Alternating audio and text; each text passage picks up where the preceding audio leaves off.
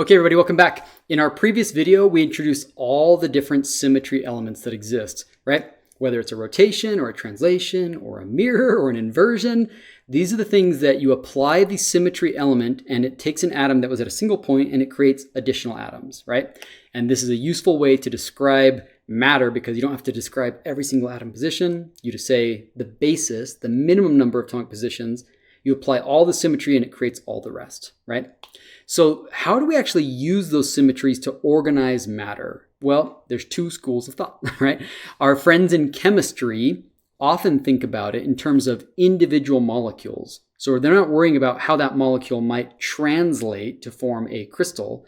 Maybe they're just talking about an individual molecule. And because of that, they very often use what are called point groups or the Frieze notation, okay? Well, we're going to show you an example of this, but that's the way that the chemists do it. The physicists and material scientists typically don't care about individual molecules, but rather condensed matter, where many molecules like crystallize together to form some crystal. And in that case, they use the space groups, right? But let's just describe both, where the names come from, and a quick breakdown on how you would actually do the designation. So first off, let's do point groups. So in point groups, we're going to use the symmetry elements that we learned about, right? All of them except for a few. What we're not going to allow are translations, screw axes, or glide planes. Those ones are not allowed, right? And they define these from an initial point in the molecule as opposed to a lattice that's going to repeat in space. So because of that, the types of symmetry that's allowed here is rotations, mirrors, roto-inversions, and inversions, okay? So the reason that we like to learn about these is if you group things by their common symmetry, oftentimes the macroscopic properties that you measure for that molecule or whatever, whether it's a resistivity or elastic constants or optical properties, they tend to reflect the symmetry of the underlying structure. So materials that have the same symmetry might have the same behavior in terms of the macroscopic directional properties that you care about, okay? So how do we do it? In the Frieze notation, you have this handy dandy sort of diagram where when you're assigning the names, which are these things circled in light blue, the way that they make the assignment is they ask a series of questions. First off, they say, okay, in this molecule, is it a molecule that exists with one of the three low symmetry classifications, which is C1, CS, Ci, where C denotes that that a cyclic group is present on one main axis, and then the numbers here describe 1 tells you what type of axis. Is it 1 meaning no, it's not like a twofold or a threefold, it's just basically no rotational axis. I tells you that it has an inversion center. What was the other one?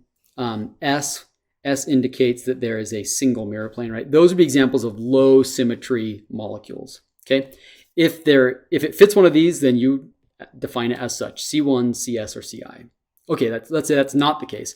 Let's say that there is high symmetry present, right? In that case, that's TD, OH, IH, CV, or DH. And again, the breakdown is here. T means that there is a tetrahedral group, right? The D means that there is a diagonal mirror plane, which is a vertical plane between a twofold axis. O means that there is an octahedral group.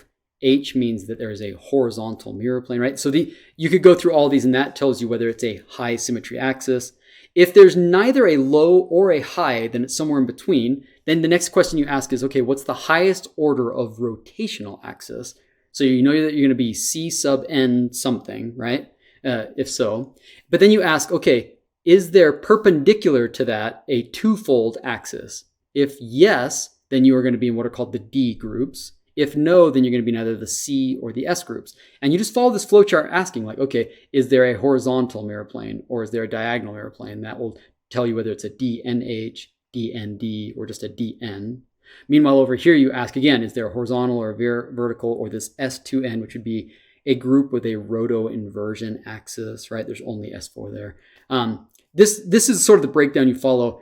If this is confusing, I agree. I don't particularly love this notation for a couple reasons. First off, it ignores a lot of symmetry that actually exists in nature in condensed matter, right? So this really only works for molecules, and it's just confusing and kind of hard. That said, there are some nice guides. Actually, ChatGPT does a pretty good job of this. Let's hop over and go through it, right?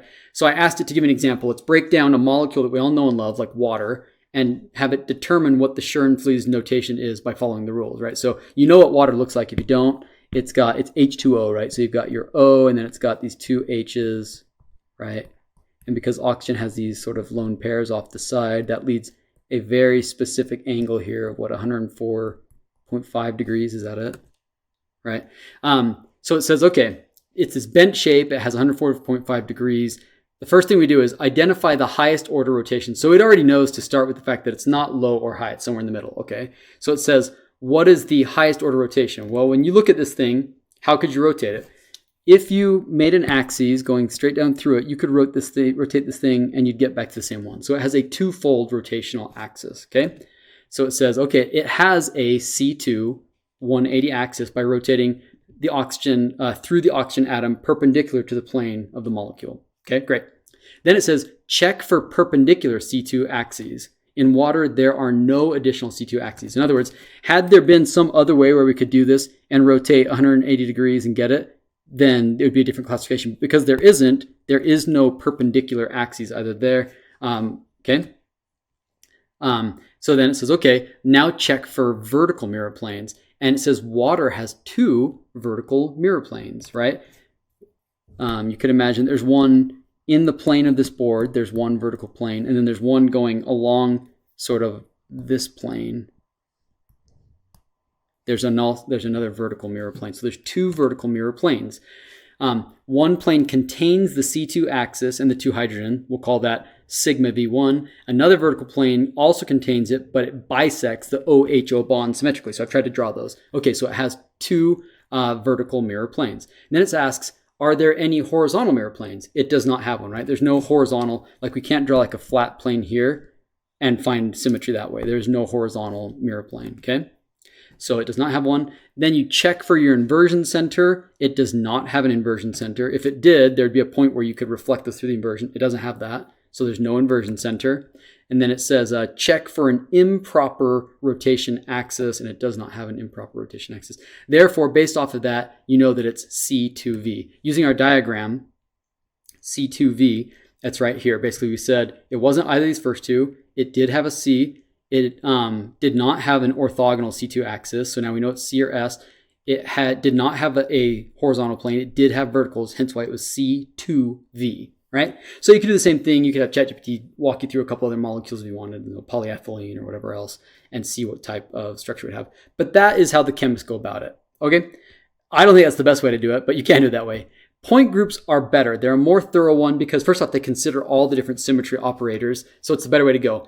But there are also a lot more of them. What is there? I think there's 32 point groups, right? If you add these up, there's, I think, 32 different point groups, which is not that many. But if you do the full space groups, which accounts for extended, periodic translations and everything, there's 230 space groups, so many. So before we dive into that, let's just start simple and do one-dimensional. If we're going to take a lattice, which is just a repeating unit, right? And let's start with one-dimensional lattices. How many different symmetries do we have? Well, if you're thinking in one dimension only, there's only 7 different Bravais lattices. Sometimes they call these the friezes because if you look at I love ancient Greek and Roman history. There's all these friezes on the temple, that run along the top of the temple and stuff. These are friezes. They are symmetry. They repeat over and over, right? This sort of shape gets repeated over and over and over, right? It's one-dimensional symmetry. Well, there's 7 different types. You have primitive, and in primitive, you have translation only. So if this is the shape, right? You had this thing. The only symmetry is to translate it and put that same shape over and over. But a different one would have a glide symmetry. We learned about glide in our last video, right? You have some sort of shape, you're going to translate it some distance, and then you're going to reflect it, right? That puts it here. You're going to translate it, and you're going to put it back. So our underlying shape now goes like that. Now the unit cell here is now this thing. It goes from here to there. Right? That is the repeating block in there, okay? Whereas the repeating block over here is just that shape, right? That repeats over and over. So they're not the same size unit cell. And then you do the same thing, you can have horizontal symmetry, right? In horizontal symmetry, you started out with this guy, but then you apply horizontal symmetry and that puts one on the other side. But you can always still translate it and then have that horizontal symmetry. So it creates this shape over and over and over, right? Or you could have vertical symmetry, right? Imagine vertical symmetry, where again, you start out with this repeating thing, you put that guy there, but now you're going to do a vertical symmetry around some axis, and it's just basically where it's at. If you had this initial shape that looked like this, a vertical symmetry would do that. Okay? Right. Now let's do twofold rotation. So again, we're going to start out with a single element, and now we're going to rotate that 180 degrees, and we're going to put it there. And then we're going to translate. This one plus the rotation goes to there. So it's that shape over and over and over.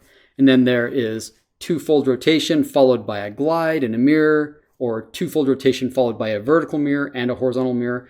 And that's it. There are 7 Bravais lattices. You can see how these sort of shapes form. And if you notice, next time you look at like some ancient Greek frieze, or maybe you've got like a runner along your board of your house or something, if you notice as a design, try and identify which one of these one-dimensional friezes is present in the symmetry, okay? All right, that's 1D. So now let's make it a little more complex. Let's step it up to 2 dimensions, right? So 2D, all right? In 2D symmetry, we're gonna do the same thing as before, but we're gonna add one new symmetry addition. This one right here, which is centering, okay?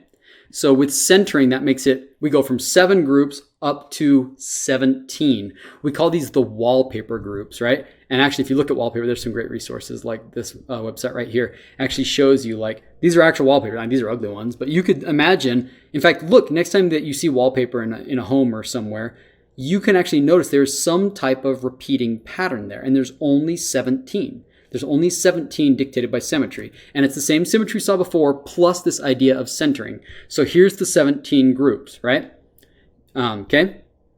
You have 5 basic shapes that get repeated. You either have a square, a rectangle, a rhombus, which is sort of a diamond-like shape, like, some sort of diamond-like shape like this, with anything except for a 90 or 120 degree angle, because 90 would give you a square and 120 gives you what's called a rhombus. And then you have rectangle centered. From those, you get all the 17 different wallpaper groups. Here they are. Here's all 17, right? 1, 2, 3, 4, 5, 6, 7, 8, 9, 10, 11, 12, 13, 14, 15, 16, 17. And you can see the nomenclature. There's P1, P2, PM, PG. So P represents primitive, meaning there's no centering. 1 meaning that there's only just a one-fold rotation, meaning it's the lowest symmetry.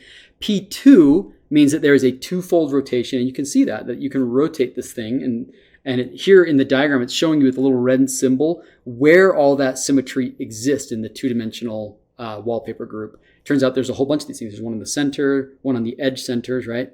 There's PM, where now the blue line represents M, which is a mirror reflection. The pink line represents a glide plane, so it's P, but now there's a glide plane present along those 3 positions. CM, right? C means that it's a centering operation. It's no longer primitive, but rather there's something centering, okay? So if you come over here, there's something that gets centered in it, right? We'll show you an example in a moment.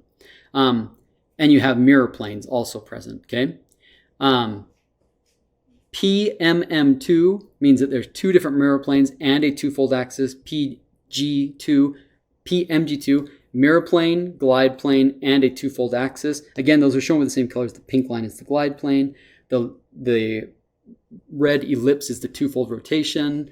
M is the blue line for our mirror plane, and so on, right? And this is it. It shows you where all the elements are present. And if you analyze any wallpaper, you'll see that it fits into one of these groups. You might have to go one by one. Start with the highest symmetry. Try and find the rotational axis. Okay, once you find the highest rotational axis, right, whether it's a 6 or a 3 or a 2, right, that'll break it down. Like if you see a 6-fold, then you know that it's either one of these 2. So then the next question is like, okay, is there vertical symmetry, right? Vertical and horizontal symmetry, then it is P6MM. If there's no vertical symmetry like this or in this type of design, then it can only be P6. Right? So this is a pretty cool way to identify your different 2-dimensional symmetry groups. But the real magic happens in 3 dimensions usually, right? So in 3 dimensions, now we have to consider a little bit more complex scenario. We have the same symmetry as before, but we have one new symmetry operator. Going from 1D to 2D, we added centering. Now we're going to add screw axes, and now we've got everything, right? When we add screw axes, we end up with technically 230 different unique symmetry space groups, which is crazy.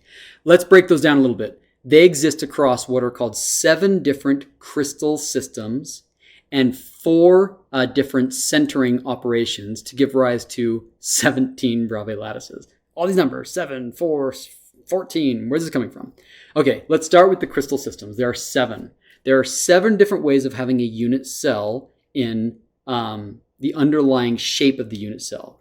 What we're looking at is the size of the unit cell lattice parameters, right? So the edge lengths. So you can have a cubic one, for example. In a cubic arrangement, we know a couple things. We know the sides are all equal to each other, right? Here they're calling it A1, A2, A3, where that's this A1, then this would be A2, and then looking on the other direction would be A3, right? Those are all equal to one another. And the angles between them are all 90 degrees, okay? But in cubic, that can be it, or you can have centering where you put one more atom in the dead center of it. Those are 2 different, unique arrangements, right? And you can have a third one. You can put it in the face center. You can take another atom and put it centered along the faces of this cubic arrangement. So even though they all have the same underlying shape, depending on where you decorate it with atoms, meaning only on the corners, on the lattice positions, or centered in the middle, or centered on the faces, you have 3 different Bravais lattices by accounting for the underlying shape of the unit cell and where you decorate it with atoms. And then you have all sorts of other different arrangements that aren't cubic. Like, what if we do a slight variation on tetragonal, where now 2 of the sides are equal, A1 and A2, that's like the bottom sides. These distances are now equal. But the third distance is, say, longer or shorter, right? It's either taller or shorter than the other ones. It's not equal. The angles between these is still 90 degrees. Well, that would be a tetragonal crystal system, and it exists with 2 different flavors. You can either do centering through the internal center of it, or you can do primitive. Now, you might be asking, why not face-centered? Well, that would be equivalent to one of these other ones, right? Here's orthorhombic. Orthorhombic is kind of the same thing, except now A1 and A2 and A3 are all different from one another. These are all different lengths, but there's still 90-degree angles between them. Here you can have internal centering, base centering, or face centering, and those are all 4 crystallographically distinct Bravais lattices. And then obviously once your angles between your lattices are no longer 90 degrees, if they're, say 120 degrees, say, for example, let's say that one of them is 120 degrees, the distance, the angle between axis 1 and 2, and then the other one is 90 degrees between 2 and 3 and 3 and 1, that would be a hexagonal underlying unit cell, right? It only has 1 Bravais lattice. You've got trigonal where the sides are all equal, right? It's equal length, but the angles are not 90 degrees and they're less than 120 degrees. That is the trigonal. There's only one of those family. Up here you have triclinic where the sides are not equal and none of the angles are equal. Monoclinic where the sides are not equal and 2 of the angles are 90 degrees, but the other one is not. If you add all these up, there's 14 of these. 1, 2, 3, 4, 5, 6, 7, 8, 9, 10, 11, 12, 13, 14. Those are the 14 Bravais lattices. Messy, right? And we still haven't applied all the rest of the symmetry operators, right? What about glide axes and screw axes and vertical mirrors and rotations, right? When you apply all those, you end up with 230 space groups. So I'm going to show you some examples real quick. But first thing I'll say is that they're not all equally common. Here, what we're showing you is the distribution across all 230 space groups. And pay attention to the sort of pink lines here, the real distribution. You can ignore the gray bar. This is generated distribution. But if you'll notice in this plot, some of them, like this one is really common. This one right here is really common. There's like 5 or 6, maybe 10 that are really common, and a bunch of them which we actually don't find in nature in compounds that actually have been synthesized. They technically could exist, but that doesn't mean that they're equally common in nature. So just because there's 230 doesn't mean that they're all equally prevalent. Now let's take a look at what those things actually look like, okay? So if we look at them, here's one of the 230 space groups. This is super messy. This is number 183. Its nomenclature in the IUCR space group nomenclature is P6MM. So P tells you that it is primitive. There's no like centering operation. It's just the underlying lattice plus a 6-fold rotation plus M and M. So that means there's 2 different mirror planes. And if you look at this, it's showing you where you can find those. Here's that black hexagon. You can see it. That means that this is where you find the 6-fold rotation. And what the red symbols are is showing you if an atom was here and you do the rotation, this comma that has this shape on the plus, meaning it's, say, coming out of the plane, that exists here, right? You do a 6-fold rotation, a 6-fold rotation, a 6-fold rotation, right? But there's also, just by having those elements, P6MM, that will automatically create additional elements. It will create a 3-fold rotation. It will create this 2-fold rotation. These dashed lines and solid lines, these are all different symmetry elements that are present. And these space groups make it really easy to see where those are all located. And what's cool is you can look these up for anything, right? If I come down here using this website from UCL, great job, chemistry department at UCL for having these, by the way. For all 230 different space groups, you can find them, right? So FD3 bar M, for example, really common, FD3 bar M.